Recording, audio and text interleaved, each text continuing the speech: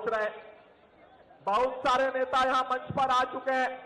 बहुत सारे नेता अभी रास्ते में हैं पहुंचने वाले।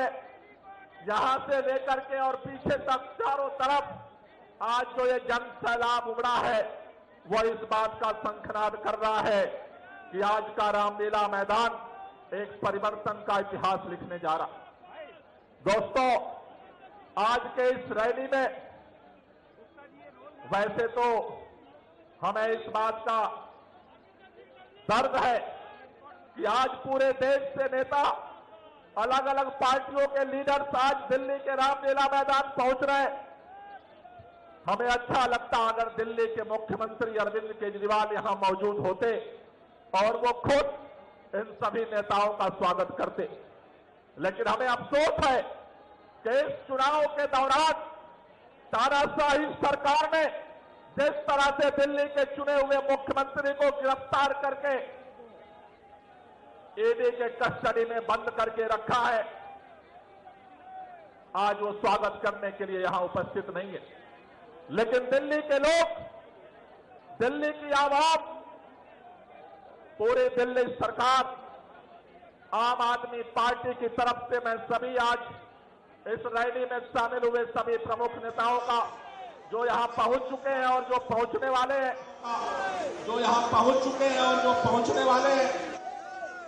श्री मल्लिकार्जुन खड़गे जी, श्रीमती सोनिया गांधी जी, श्री राहुल गांधी जी, हमारे महाराष्ट्र से श्री उद्धव ठाकरे जी, श्री शरद पवार जी, हमारे उत्तर प्रदेश से श्री अखिलेश यादव जी, बिहार से तेजस्वी यादव जी, झारखंड के मुख्यमंत्री चंपई सोरेन जी, कल्पना सोरेन जी, जम्मू कश्मीर से आने वाले फारूक अब्दुल्ला साहब, महबूबा मुफ्ती जी, हमारे बीच में पश्चिम बंगाल से तृणमूल कांग्रेस के सांसद प्रतिनिधि डेरेक ओब्रायन जी, तमिलनाडु से श्री शिवाजी, हमारे बीच में उपस्थित कम्युनिस्ट पार्टी मार्क्सवादी सीपीएम के महासचिव सीताराम येचुरी जी, श्री डी राजा जी, दीपांकर भट्टाचार्य जी और ऐसे तमाम वो नेता आज जो मंच पर उपस्थित हैं, अलग अलग घटों दलों के सभी लोगों का दिल्ली के लोगों की तरफ से, दिल्ली सरकार की तरफ से, आम आदमी पार्टी की तरफ से और जेल में बंद दिल्ली के मुख्यमंत्री अरविंद केजरीवाल जी की तरफ से आप सब लोगों का हम हार्दिक स्वागत करते हैं। साथियों, आप जानते हो, केवल आज रामलीला मैदान में आज अरविंद केजरीवाल के गिरफ्तारी के खिलाफ आप जानते हो पिछले 21 तारीख के बाद से पूरे दिल्ली के अंदर, पूरे देश के अंदर विरोध उठ रहा है। किसी को समझ में नहीं आ रहा कि चुने हुए मुख्यमंत्री को गिरफ्तार करके क्यों जेल में डाल दिया गया। लेकिन अरविंद केजरीवाल, पहली बार केवल अरविंद केजरीवाल गिरफ्तार नहीं हुए, हम सब ने देखा है खबरों में, दिल्ली के मुख्यमंत्री को गिरफ्तार करने से पहले झारखंड के मुख्यमंत्री हेमंत सोरेन को गिरफ्तार किया गया। हमने देखा है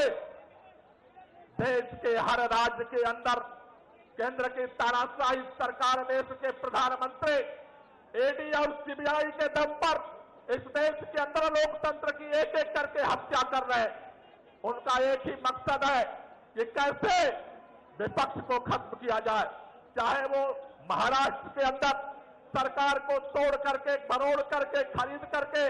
लोकतंत्र की हत्या करना हो, चाहे झारखंड के मुख्यमंत्री को गिरफ्तार करके लोकतंत्र की हत्या करना हो, चाहे तमिलनाडु के अंदर ईडी सीबीआई के दम पर लगातार प्रताड़ना करना हो, चाहे वो हिमाचल के अंदर विधायकों की तोड़फोड़ करनी हो, गोवा से लेकर के कर्नाटका तक, उत्तर दक्षिण पूर्व पश्चिम चारों तरफ लोकतंत्र का खून बहाने वाली तानाशाह सरकार ने